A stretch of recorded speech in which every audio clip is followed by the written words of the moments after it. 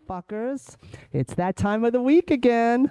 That's right, bitch. It's another episode of Old School, New School Comedy Podcast. And I am your host, Christy Miller. And we are broadcasting to you every week here at the incredibly famous comic strip in New York City. I almost forgot where I was because I'm 150 fucking years old. So we're taping here live at the comic strip live on 2nd Avenue and 81st Street. And in the studio with me this week, we're going new school, baby. This girl, I've watched her. She's in the game about 3 years now, coming up, working hard. She's got a good hustle. And she's been through a lot in her 3 years that normal comics take about 10 to 15 to go through. Big breath on the microphone so it sounds terrible on the podcast. So this girl, she is based out of New Jersey. She's from the Jersey Shore. Mm-hmm. Oh my God. Do you know Sammy and Twatty and Cunty and Greasy and Panny and Douchebaggy, you know? And, she's based out of Jersey. She's adorable. She's got a lot to share with us, and I can't wait for her to tell her. I'm so excited. So I want you to introduce you to Emily Paige. Thank you so much. That was the best introduction I think I've ever gotten. Right? You should quit while you're ahead. I'm and done. Get out. Yeah, done. It's been a great podcast. Thank you so much. It's been a great career. Thank you, people. Next to the plastic picnic table covers we have here at the comic strip. These tables, I tell you, these are the cutest tables I've ever seen, though. Dude, this is my favorite club in New York City. Like, this is yeah. It's old school because it reminds me of the Comedy Store. Right. You know, this is like the OR. It's almost the same chairs. It's dirty carpet. It's failed careers. It's fucking great. It's perfect. It's all of us old school jacks that didn't quite make it because we didn't have that star power fucking us from behind over there. So... all the memories. I love it. Emily's like, who is this person? I'm loving this. No, this is great. I like a lot of people are like, how do I not know you? Like when I put my album out a few months ago, Brutally Yours on iTunes, Spotify, which is Amazon. Great, by the way. Did you listen? I did. Oh, it was great. Thank you. Well, I like to listen because it's like I'm not there yet. Like you said, I'm 3 years in, and like I like to listen to all these albums, as many as I can, because it's like, all right, like that's my goal one day. Right? Yeah. Is to record my own. Yeah, and album. listen to things and listen to the rhythm. Like I love comedy. I'm a huge fan of stand-up as much as I am a huge fan of being a stand-up. Right. Like I love this craft now more going into my 28th year than I did in my 28th month. You know what I mean? Like, when I was your age, I was just like on like anything. But I was at the Comedy Store when I was at, That's amazing. Yeah. I was born and raised there under Mitzi Shore. So in the 90s, it was, it was like the dark days and the club was failing, but it was fucking magic. Right. And it's still the Comedy Store. It's still the Comedy Store. Right. And I'm like, how come my decade there was the darkest, shittiest time? Everybody cashed in before I got there, and now they're all cashing in now. Right. What the fuck's wrong with me, people? Well, I started during the pandemic. So my claim Are you a Zoom comic? I was a Zoom comic. Okay, this show is over. Get out. But I made it out alive. So. There's a couple. I was in Nashville. I go to Nashville on the regular. Okay. And there was this girl at one of these independent shows. I was there and I was doing some, just getting on wherever just to work out. Because I got to write my new album. So a friend of mine, she's just a show producer. She's not a comic. So she threw me some spots at these spots, right? And I was at this one place. It was a coffee shop, but it was really cool. Like it was like a house. Oh, that's so cool. it had like a backyard. So they had a stage built out there, and it reminded me. And I made fun of it. I'm like, I feel like I'm at somebody's wedding, like or at a cookout. And they're like, "Hey, be funny for 5 minutes for Aunt Nellie," and it was hysterical. So. Cut to, there was this Indian girl that started during the pandemic, and I'm watching all of them. People are like, people were treating me like I was Dave Chappelle. I'm like, girl, did you see my career, girl? Okay, girl. If you think I'm Dave Chappelle in this room, then you guys don't know anything. Yes, you were though. I'm finally a legend in a coffee shop in Nashville. Thank you. Everyone's dream. I'm mic drop. I'm walking out. See, it's your podcast now. You're done. So, but this girl was hilarious. Right. She had a great point of view. She had a really strong sense of herself. And I pulled her aside and I said, you started, and she talks about it. And she talks about how she got into it and why and the funny stories that exhumed from it.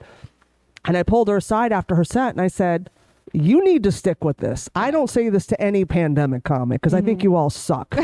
And she started laughing. I go, garbage. And I go, but you have a great point of view. You have a good sense of self. Yeah, it's kind of generically hacky stuff because you're new. Right. What do you know? Right. You haven't really been on a stage yet. And there's not a lot of stage time in Nashville. They only have zanies, and they're not big on the local scene. Right. You know, they don't give a shit about their local comics. So people like my friend Kelly and them are like, and Casey and them are like, let's create rooms. Yeah. So there's these, you know, Nashville's huge. So they got music venues like Starbucks on every corner. Oh my gosh, like insane. the way New York City has smoke shops. Right. They have music venues. Right. And it's insane. So a lot of music venues are doing stand-up now, That's which is fantastic because the local kids have to have somewhere to develop. Oh, absolutely. And in a city like Nashville that's all artists and all talented, I mean, those fucking singers, holy shit. You would think that they'd have more though, like for the other arts. Yeah, no, it's all about music there. It's a music, you know, it's Nashville. It's about music. Nobody cares about telling jokes. And so, so when I was there, they're like, "Oh, she's a comic from New York. Oh my God, we got to get her autograph. I'm gonna be in her." You know, like I was something. Like I was king shit. I come here and people are like, "Shut up." You know, that's the New York attitude. That right? We all hate each other in a fun way. Right. But and I told her, I said, "You need to stick with it. You have a great point of view. You have what it takes." And she was like, "Oh my God." Aww. Like she almost cried. It was so cute. And I was like, don't stop. But it does mean a lot. Like I'll speak from my own experience coming from a experienced comedian, somebody who's worked all these clubs. It does mean a lot when you hear things like that. No, you have something. And I really enjoy you. I watch your clips. Oh, thank you. And and I'm proud of you, of all the work you've done, just because you're an actual comic. Like I can tell in 10 seconds if you are or not. Thank you. That means a lot. Yeah. And I don't have the patience for not, you know, and you know me, I don't know if you know me that well, but I have a big mouth and I've told people to quit. I have no shame in I don't care. What are you going to do? Cry? I don't care. Right. What are you going to do? Hit me? Really? No, trust me, they're not going to. So, I'm not allowed in Times Square because it's a no-gun zone. But, I don't care. I'll be honest with you because I don't want you to waste your time, or I'll tell you something. You know, if you're happy doing it, keep doing it. Who the fuck am I to tell you to stop? But I'll tell you, you ain't got it. It depends on what your goals are. Yeah. Right? Like if you're doing it for fun, that's one thing. But if you're doing it to try to make it, then if you're doing it because you have to, right? Like I had this conversation. I'm going to name drop and how old I am with Jim Norton many years ago. And I said, Jimmy, he goes, what do you want to do? Do you want to be famous? And I said, I want to work. Mm-hmm. All I care about is being on stage. And he gave me a weird look like, what? You're a girl. Don't you want to like suck somebody's dick and get a TV show? And I'm like, well, I would, but it's you I'd have to suck. And you look you look like a thumb. So, and I'm like, no, but not him. Like he would never, because I love him, but no, I would. He's not like that. But at least not to me. But nobody's like that to me. Fuck. It's because they're afraid of you. Yeah, I know. I need to calm down. Will somebody sexually harass me so I can get a show, please? They know you'd kick their ass. So it's like, they're like, no. Listen, harass me and I'll get you a part. How about that? Perfect. We'll do this together. Perfect. Teamwork makes the dream I love work. It. Fuck faces. So then again, I'm more man than all these fucking comics out here. But he looked at me like I was weird because most female comics are like, I'm an actress and then I can't get auditions. So I'm going to just stand up so I can get attention. And then they blow someone and they become Chelsea Handler. And Amy Schumer. The shame. Just because I'm jealous and bitter and that I'm not them.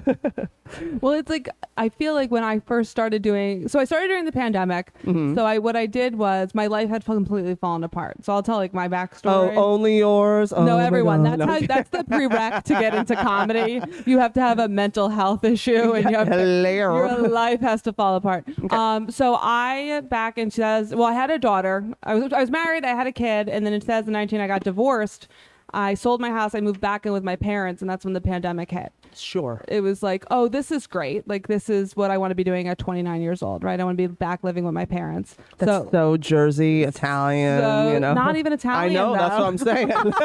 It's like, Your I'm like last name- stealing from them. Right? You hack. I know. No, sorry, guys.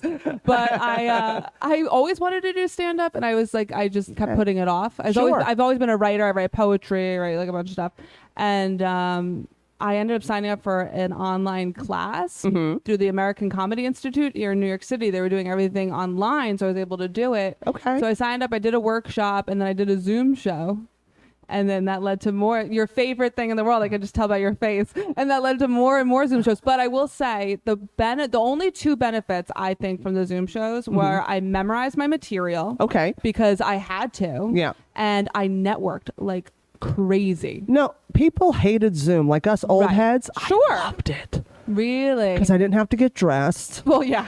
Oh my God, that's so great. And then because I did have COVID very Okay. badly in like around the end of 2020, beginning of 2021, when Delta came, that bitch Oh, showed up at yeah, my yeah, house. yeah. She got off the airport, took a cab to my house, bitch, and she stayed for 3 fucking weeks. Oh, God. It was brutal. So, but the thing I love, because it fucked with my memory, a little, and then depression fucks with your Oh, memory too, 100%, and stress, you know, it all compounded. So what I loved, because I don't use notes, I write on stage. I have a Okay. premise, like and then I have an emotional reaction to that premise, and then I go on stage and then I work it out. Nice. Okay. And all my premises, this is so sad. Do you know where I learned where I write the most? The shower. That makes sense, Because though. I'm by myself, and Right. and you're just focusing. There's nothing going on to distract you. And I came up with a killer bit last night in the shower, That's so I'm so awesome. excited tonight. I got to try it. But I loved Zoom because I could put all my notes and things I was working on right under the Yes. computer. Yes. So I had it all in front of me, so I wouldn't forget, or I could take notes and write notes and heckle everybody. Yeah. But I wrote my album on Zoom. See? Like Al Martin, you know, from Broadway Comedy Club, wanted to go virtual. Okay. So he goes, I don't want to end up like Tony and Dangerfields and lose. So he called Jim Madrinos and John G, my buddies, Jim I Madrinos, love who was Jim on the and show John. last week. He's the best. Yeah. And asked him, he goes, you have a video production company with your best friend. Will you take my club virtual? Keep the name alive. I'll give you all my mailing lists to send out. And will you book it Wednesday through Sunday like a regular show? And he goes, done. Those were the shows I was doing. Yeah. And then Jim Yeah. called me. He goes, are you in on this? Back in December. And I said, fuck yeah. Yeah. I need something. So the first show, it was Christmas Eve. I did 3 shows that weekend, half-hour spots. And That's it was... And I just worked and worked. I mean, a lot of stuff was like COVID material, Sure. like I would never use in real life. But I wrote so much stuff on Right. Zoom. And then by April, when we reopened, then I just started working things out in person, Right, because you- tweaking, and then I did my album. Because you took advantage of it. Like, that's another thing I realized. Like, because I was so new in comedy, I was writing like crazy during the pandemic Yeah. because it was so fresh and new. And I knew comics that had been doing comedy for years that didn't take advantage. And then they came out of the pandemic and they said the biggest thing that they regret was they didn't write. Yeah. And I'm like, you had all this time. You did nothing. Right. Like, you But weren't doing sulk. Zoom shows, which is fine. Like, if you don't want to do Zoom shows, don't do Zoom shows. But at least use the time to write. You know what? I like the Zoom better than the park shows. Is that weird? I didn't do a park show. I did a show in a TGI Fridays parking lot.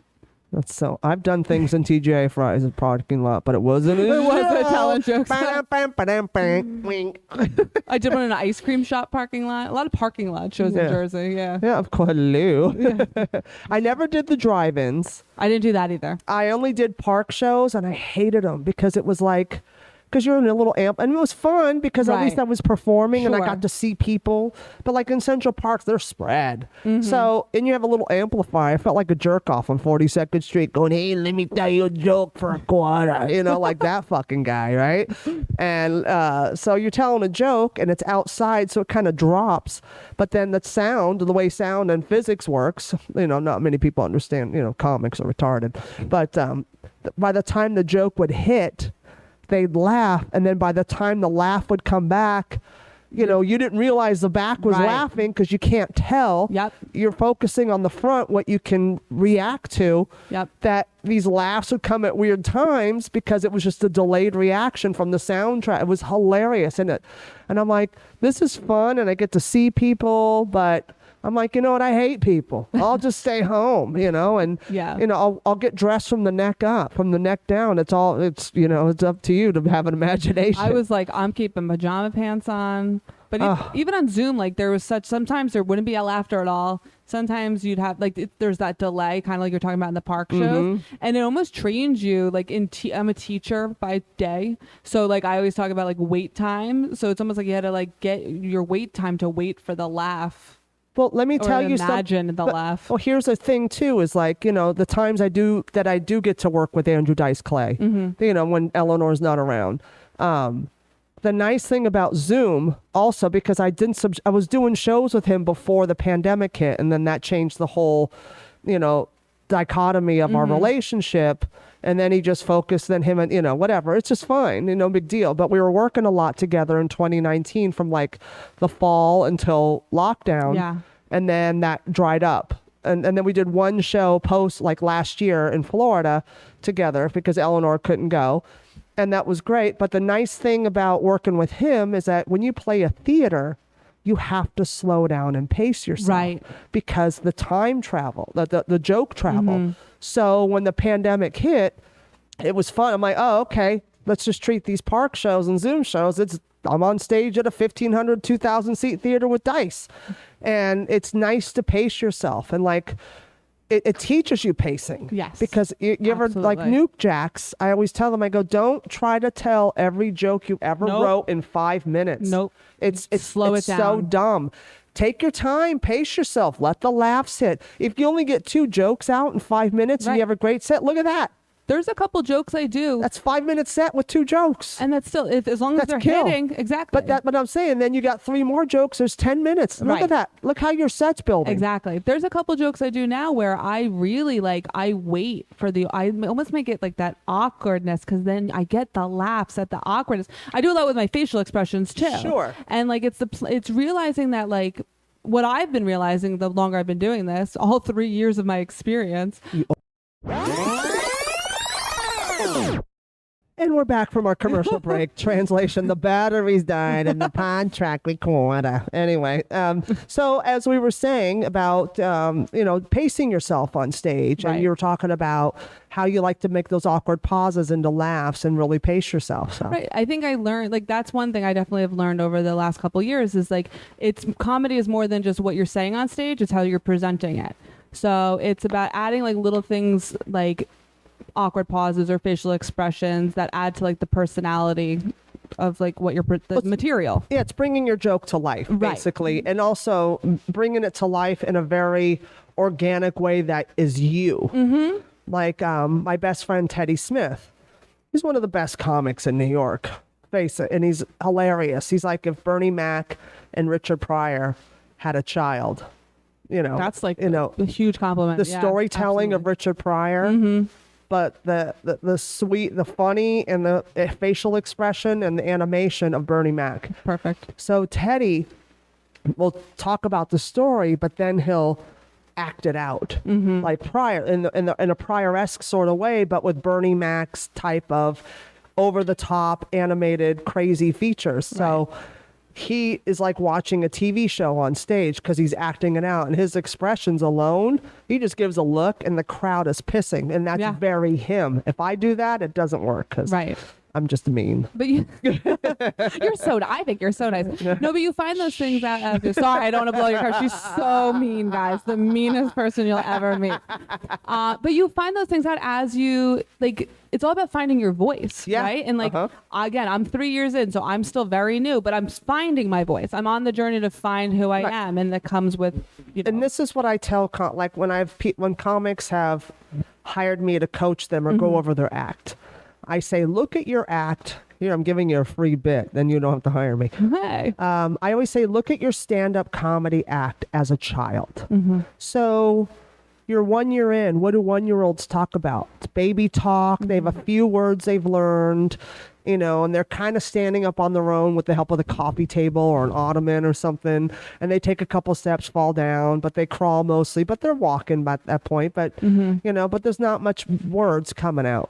They're playing and making noises. And then by the time they're 5 years in, I always say the 5-year mark is your first growing spurt. Okay. So at 5 years old, think of a 5-year-old kid. 5-year-old kid kind of has, you know, his own thoughts, and he's kind of independent. He can play by himself. He doesn't need a parent to play with him or interact or whatever, sit in a baby seat. And what do 5-year-olds do?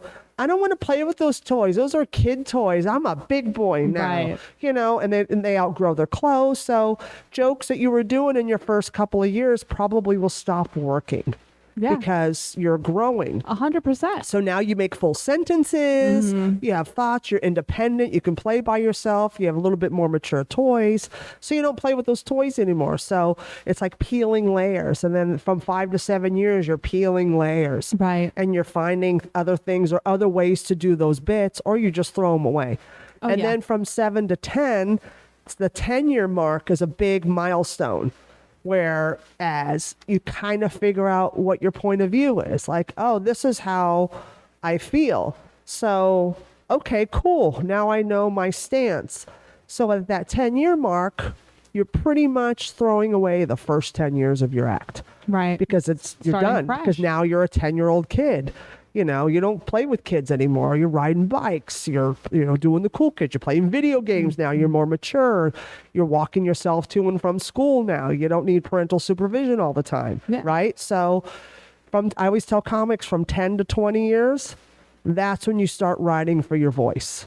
Wow. Okay. So, and then at that 20-year mark, everything you write will be in that voice. Yeah. And then at the 25-year mark, you'll start feeling like, oh, what is this? And you start peeling, and then all of a sudden everything you say is in your voice. And I can't wait for 30, because that's in 2 years. That when you're at 30 years in, you could just go up and just talk, That's and awesome. everything is done. What a dream. It is, but it's something to look forward to. 100%. But it also puts everything in perspective. Right. I think I It tend helps keep you in the moment and not get yeah. ahead of yourself. Well, because that's my problem. I or tend to get down on yourself. Right. And comedy is a roller coaster, right? You have your ups and your downs. And You want to quit every day. That if you're not, Right. you're not a comic if you don't want to quit. This morning, I'm like, I quit. I'm done. Or if you feel like sometimes I wake up, I'm like, I'm a failure. I'm like, how are these people doing these shows? And I'm like, oh, they're 12 years in, Emily. Like, calm yourself down. But I've always been like that type of person, very ambitious, right? And I always want to be doing more and more and more. Yeah. And then I had to kind of tone it down and be like, listen, like, don't compare yourself. First of all, don't compare yourself to anyone, because everyone's journey is different. But also, don't compare yourself to somebody who's been doing it 15 years, Emily. Like, Yeah. Instead of comparing yourself, go, wow, that's what I'm working towards. exactly. And make it Exactly. more a positive Right. reinforcement on yourself, because this is a hard business. Yeah, And it's absolutely. tough. And I don't wish this on anybody. And when I met the Reverend George Wallace and had a conversation with him, because he's one of the reasons I got into stand-up. When I was like 7 years old, I saw the San Francisco, I tell this story every fucking time. I think my audience is sick of hearing it.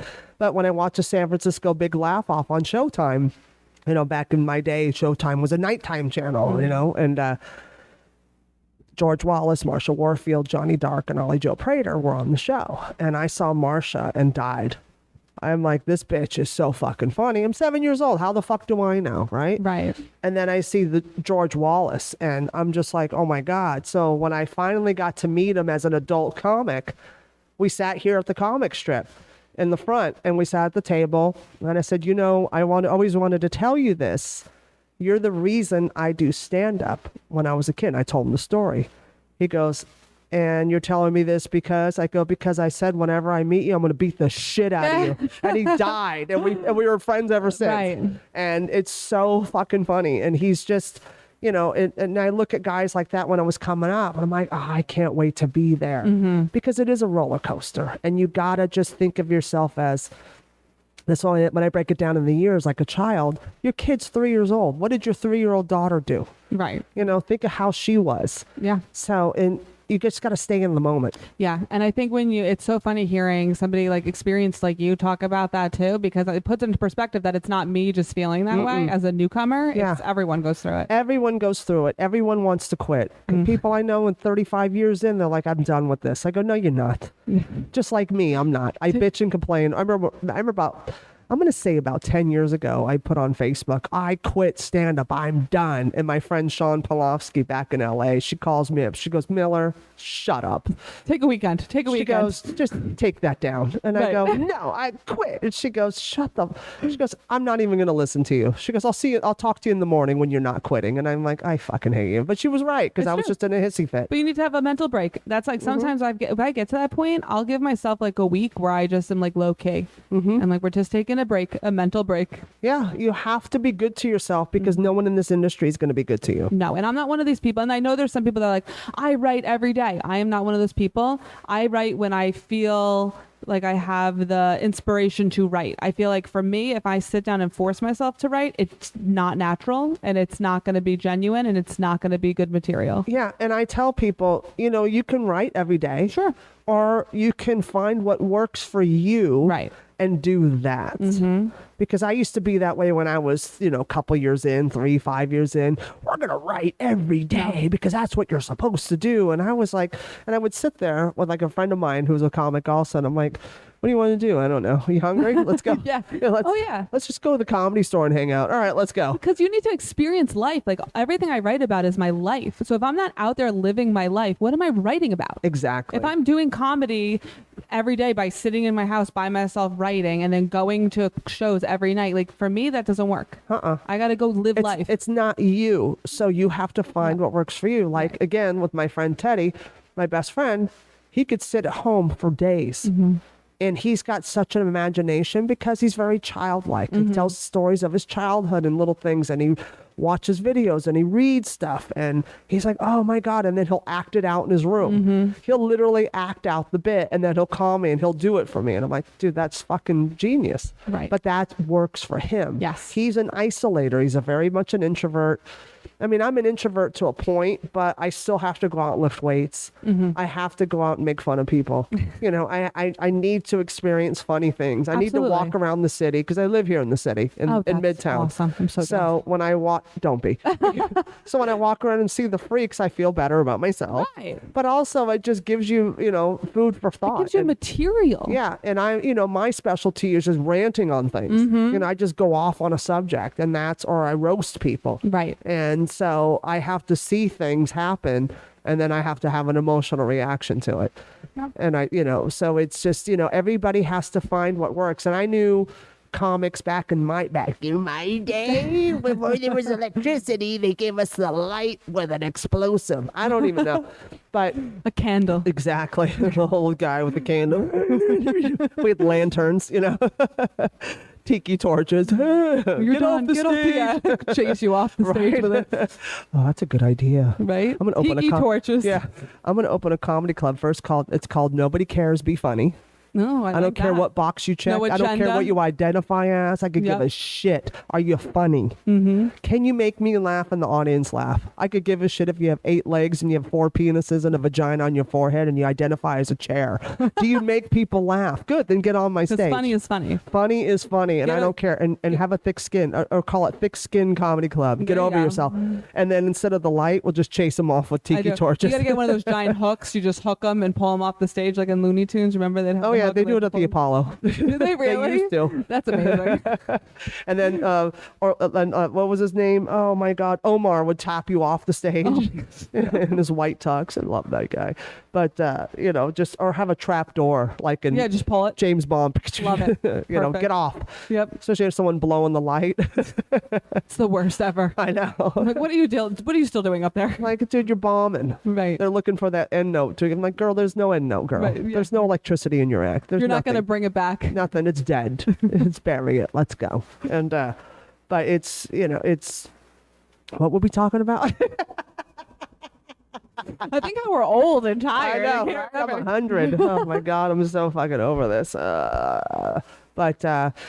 So, and one of the reasons I have you on the show because this is a subject that needs that. I don't think it's enough airtime in podcast. Maybe it does. I don't listen to podcasts. I'm such a piece of shit. I listen to astrology on YouTube. Am I a loser? No, Yeah, I just love outed that. myself. That's fine. I like to. What's your sign? Virgo. Next month I'll be 53.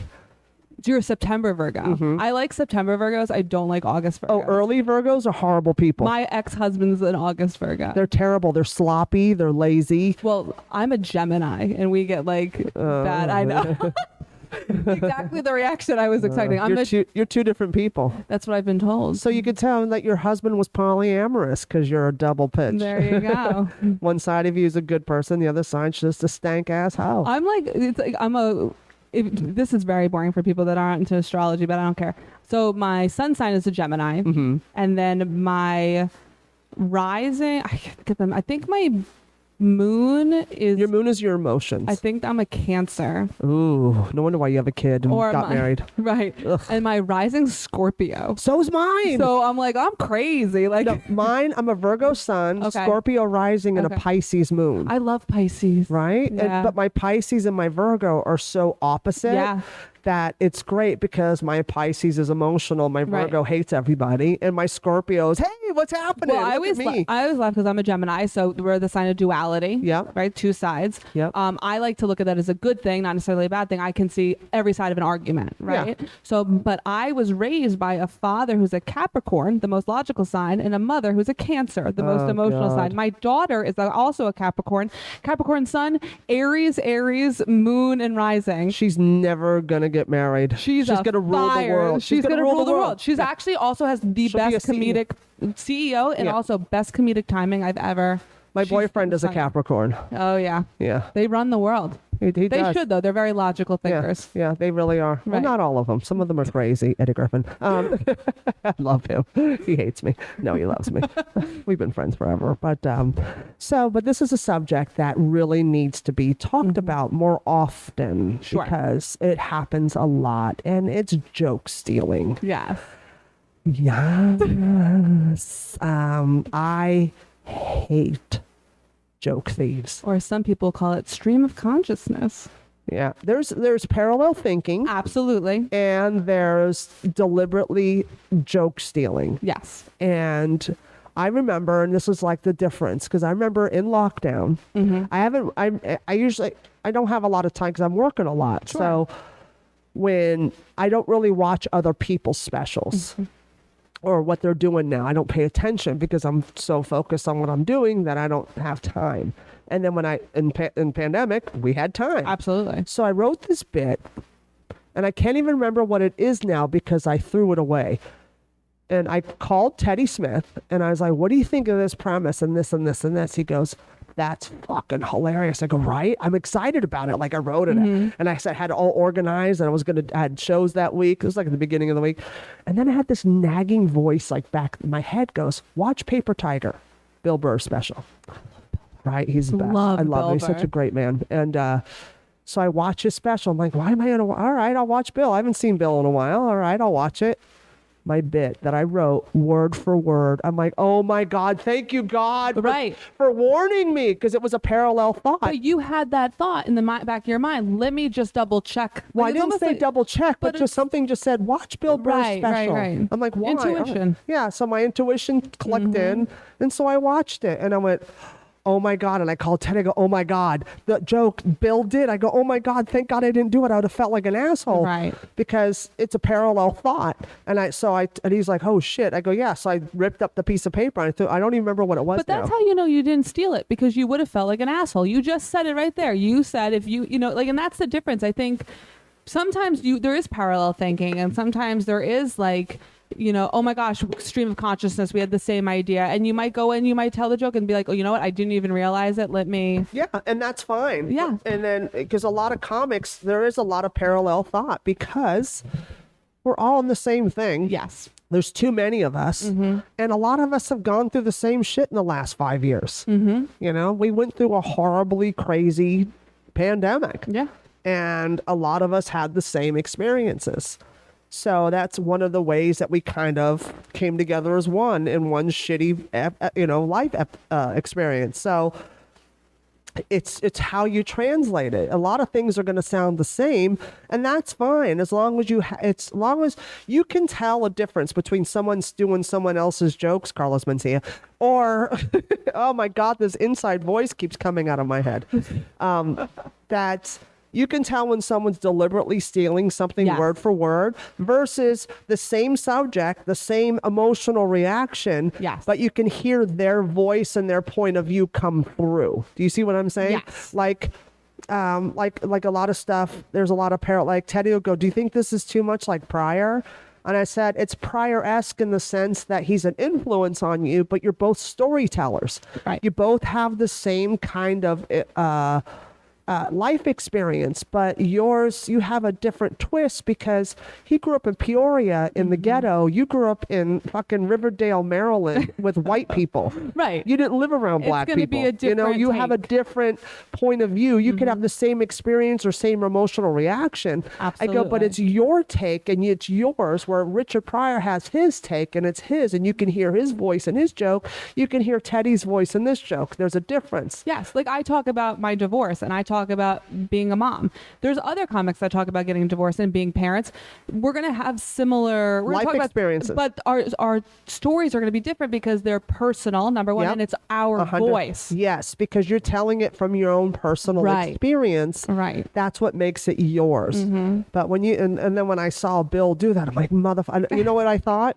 I'm like, well, Christy, you're on the right track. You didn't lose it because you're still on that level. Listen, if you're writing similar jokes to Bill Burr, you're doing it. You're the same thought processes. And I'm like, okay, Christy, you're still on that level. Don't, because in the pandemic, you get depressed and you get down on yourself. Like, do I even have this? Like, what am I doing? Right. And I'm like, it was, to me, that was me going through that was God saying, girl, you're still on that level. You're still up there. You still got it. Just you're on his level. Just don't not worry. this bit. Don't do this. Yeah, just don't do this bit.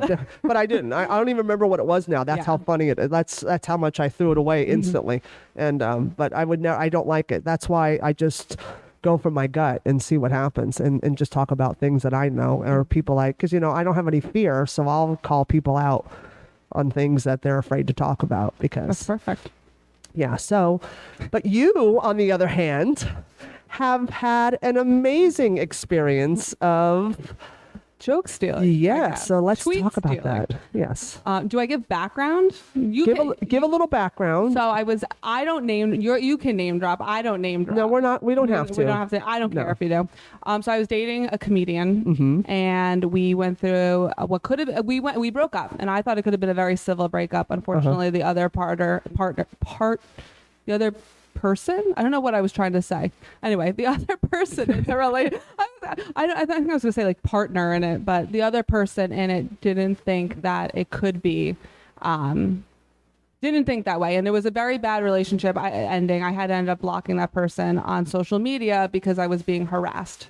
Ooh. Long story short. Okay. So cut to the ceiling. So it's 6 months later, we break up in November. So 6 months later, it's brought to my attention that this person has been stealing or copying multiple tweets of mine that look very similar, right? Yes. And what I did is when this person wouldn't stop harassing me and leaving me alone and leaving my friends and stuff alone is, well, I know you're stealing my information or stealing my tweets to get my attention. Right. Because you want to talk to me. Mm-hmm. I don't want to talk to you. Yeah. But I'm still going to put you on blast because you need to stop. Yeah. And it basically took 7 of my tweets side by side with things that were posted. Which I saw and I was I was there. I was like, yes, I am here for this, darling. And they were all time stamped and I posted them side by side and it went viral. Yep. And that's not why I did it. That was not my intent. Nope. I just wanted him to leave me alone. Yeah. And I got a cracked article written about it. It got picked up. It was on podcasts. Like it went viral and he did stop and he's leaving me alone now. I still hear through the grapevine, because you know how the comedy community is, that he's still running his mouth about me and how he didn't steal them and how it was all stream of consciousness because we're meant to be. Because you're meant to be. We're meant to be together. Oh my God. Cuckoo. So that's that. Oh my God. But Wait. those tweets were great. I was like, yeah. Because when you were dating this person, I was like, oh, this girl's dumb. Because I saved his life one night. Pre-pandemic. Pre-pandemic. I thought this was a pandemic story. No. This is pre-pandemic, dog. Oh. So at Broadway Comedy Club, Dina Marie, Al Martin's daughter. I love Dina. Right? How much do we love Dina? She's so sweet. She's delicious. Yeah. She's like my kid sister. She used to book Tuesday nights. And I closed the show, and Janice would host, and then she would book comics throughout the week, whatever. So this particular night, I had a family dinner in Little Italy. And I said, I have to go, you guys. So I got to go do a show. So all the wise guys said, let's go to the club and support her, right? So they all compile. They're all in suits, it's fucking wise guys, right? These guys, this is my brothers. They come pouring into the club to see me. And I'm like, oh, shit. Then when they came in, Dina was like, what the fuck's happening? Like, are we getting shaken down? I'm like, no, we're here to see Chrissy. She goes, oh, okay, whatever. Right. So they come in and they're sitting there. And this person, your ex, was on the show. And he proceeded to try to make fun of them very poorly. And they weren't having it. And they have a great sense of humor. You can break their balls all day long, because I roast them all the time. We roast each other. It's hilarious. That's all we do. Right. And he came at them wrong, and it got really weird in the room. And so my friend, one of my closest friends of the group, he asked him what he does for a living. And usually this shuts up comedians or gives them something to talk about, if they're funny. And he goes, I'm in the garbage business. Oh, well, we all know what that. Yeah. And instead, usually comics go, oh, my bad. We're going to leave that one alone. Like, keep it moving, like make a little funny about it and keep it moving. He proceeds to go in on them and starts attacking them. Not nice, not funny. And so it got to a point where one of them stood up, pulled out, lifted up his, opened his jacket, showed him what he had. And it got weird. And when he got off stage, there was one more comic than me. I was closing. And he got off stage, and I said, you better get the fuck out of here right now. And he took off. I don't know this story. And of course not. And so I go up, and they're still in the room. And when I get off stage, the one that he picked on was gone. I go, where's Al? All of a sudden, I look out the front door, because we're in the lobby now, the Broadway Comedy Club. This car pulls up in front. The trunk pops. He gets out. He goes, where the fuck is he? He's going in the trunk. And I said, he's gone. I go, you can't do this. He goes, where the fuck is he? I'm putting him in the fucking trunk. And I go, no, we're not doing that tonight. Maybe tomorrow. But I got rid of him. And because he didn't know what he was in for. Because he's a cocky son of a bitch. Yeah, I've never heard that story. Holy. Oh my God. He doesn't know. Well, I've never told him because I don't give a shit. I know you guys worked together while we were together, because I remember him doing it was a 9/11 show in Jersey. That's the only time he was. Yeah, maybe that was it. He had to drive me. Oh, I'm sure you enjoyed that. I was miserable. And, he's like, riffing. He's like, I have a car, I'd open for you anytime. I'll drive. And I'm like, well, I have my people, but I'll put you on the list. Like, that's my way of saying that's his MO. Yeah. So we go there, and, he opens the show. It's okay. And then Leanne Lord and I were co-headlining. Oh, I love Leanne, too. Yeah, she's great. Yeah, she's a good writer. She's a really good writer. I remember I did a show with her. And brilliant writer. Right. She's so good. Strong, very strong. Strong writer. Yeah. So I told Madrinos, and I said, listen, she's got the TV credits. Let her follow me. Like, let her go headline. Absolutely. Why am I always the one closing? And he looked at me. He goes, really, Christy? Leanne Lord going on after you. Really? He goes, go fuck yourself. You're closing. Like, son of a bitch. I love Jim. He's the best. He's the best. So we do the show. We drives me back, and he's kissing my ass, and he drops me off. And then because he was annoying me, but I'm like, he's fine, whatever. I don't have to deal with him. It's I'm not innocent, right? Yeah. I'm like, well, it's just him. It's just him being a nudge, and that's what young comics do. But I'm like, I'm not buying it. I'm like, whatever. I have my people. I don't need you. Mm-hmm. And down the street, I said, well, get home safe. down the street, his car got hit. Somebody ran a light and hit his car. And he texts me, he goes, I just got in an accident. And I go, oh my God, I feel bad because you drove me home. And I'm like, in myself going, hee hee hee hee hee. I don't remember that either. There's a lot I don't remember, apparently. I've blocked it all out of my memory now. But yeah, so those are my experiences with him. I mean, there's others throughout the times, but like in passing, like I don't feed into him. He's got an energy that's really greasy to me, and I don't like it. And I'm an energy person, which I'm sure you are too. Yes. Because I don't care who you are. If you have a smarmy energy, I'm going to avoid you. I find it very interesting. This is like, I go to therapy like most comics or people we do like whatever, mental health. But I, talking through what I went through with this breakup and with therapy. And it's very interesting how I almost feel like I got fooled for a really long time. But I think I was in a different state of mind when we met. You were in a very vulnerable state, and a narcissistic asshole came and preyed upon your weakness, because it happens to all of us. That's how we learn about narcissistic personality disorders and abusive relationships. I went through mine in like 2010.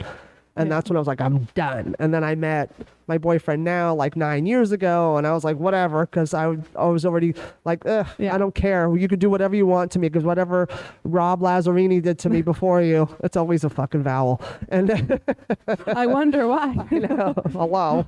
And my God. But he was hot though. They always are. Yeah. But he was just a mentally abusive asshole that there was nothing anybody could do to hurt me. Yeah. Because I was just done. I'd done all the work, and I'm like, you can't. I don't let people in, and now he's in. But I feel like I learned a lot from it, and I'll tell you, like from what people came and told me, apparently I'm not the only ones who went through stuff. So. Oh yeah, we all do. That's how we learn. Especially nice people. That's how you know you're nice, when you get an abusive relationship with a narcissist. There you go. That's when you know you're good. Okay. This is my favorite part of the show, not because it's towards the end, but because it's one of my, this is a question that I always ask comedians, because we all have this. Yes. And it also gives like an insight to like what you're into and how your brain thinks. Okay. Is there a comedian that you like or that you've seen that has written a joke, and you watch them and you go, motherfuck, that is brilliant. I wish I had written that. 100%. So there's a few, but the one that sticks out the most is when I first started getting into comedy, I listened to a lot of Sam Morril. Okay. I think he's a great writer, and I like that he's short and punchy. Yep. And he does a bit about the difference between how women view sex and men view sex. And he compares it to men. Women look at it as like buying a car, and they're very safe, and they read the reviews, and like, can we see a family and all this stuff. And then I'm butchering the bit, by the way. It's fantastic. Go check it out. And then men view it as like parking a car. Like, I can go there. I can go there. Yeah. And I just think the analogy, it's cute. And it's a really, great bit. It's a really smart bit. It's very smart. Sam Morril's really smart. Yes. Like, I love him. Like, I think he's wonderful. He's kind of a cockiness, but it's okay, because he should but be. He can be, because he has because he's bits, funny. Yeah. And I might not like people, but if they're funny, they're funny, and I give it up. Funny. I don't care. I know a lot of pieces of shit that I go, but they're fucking hilarious. You got to give it up to them. 100%. You can't take that away. If they've got the hustle and they've got the material, I'm not mad at it. No. I wish I had that, because I wish I was more of an asshole, because I just don't want to bother people. Right. And I just go, I don't want to bother them. Whatever. That's me. It's so bad. I got to get over that. That's okay. But, and now for the best part, because comics, the old school comics, we would sit around the green room and tell street jokes to each other and make each other laugh. So what is your go-to street joke? Okay. So I had trouble coming up with a go-to, but I will tell you this. It's a little story. Okay. It's something my uncle said. So back when I was in college, my grandparents bought me luggage for Christmas. And I was like, where am I going? Like, what is this for? And they're like, it's just for college. You're going to college. And my dad's like, it's for if you go study abroad. And my uncle just comes out of the corner of the room and just goes, I study abroad every semester. Good night. Yeah, and it's like the lamest dad joke. Show. Yeah, that is such a dad joke. It makes me laugh every time. And like that's all. That I was like trying to think. I was like, what's my favorite? I love lame dad jokes though. Yeah, dad jokes are hilarious. Oh, so good. Especially when dads tell them and they think they're killing. That's like, it makes me think of the Kevin Hart bit when he was meeting his girlfriend's dad, and the laugh, the delay. Yep.